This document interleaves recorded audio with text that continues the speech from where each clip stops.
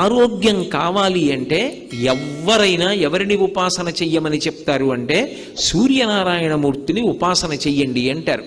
ఇప్పటికీ పిల్లల దగ్గర నుంచి పెద్దల వరకు సూర్య నమస్కారాలు చేస్తారు. ఆ సూర్య నమస్కారాల్లో కేవలం 10 విధములైనటువంటి భంగిమలతో చేసే నమస్కారాలు ఉన్నాయి.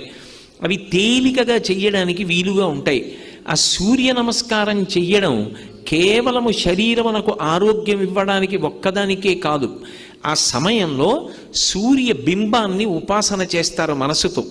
ఆ ఉపాసన చేసిన కారణం చేత దృష్టి నిలబెట్టడం కూడా అలవాటు అవుతుంది. దృష్టిని కేంద్రీకరించడం, ఒక విషయాన్ని పరిశీలిస్తున్నప్పుడు, ఒక విషయాన్ని చదువుతున్నప్పుడు, ఒక విషయాన్ని వ్రాస్తున్నప్పుడు దృష్టిని దాని మీదే కేంద్రీకరించగలిగినటువంటి శక్తి దేని వలన ఉత్పన్నమవుతుంది అంటే కేవలముగా ఆ సూర్య నమస్కారముల యందు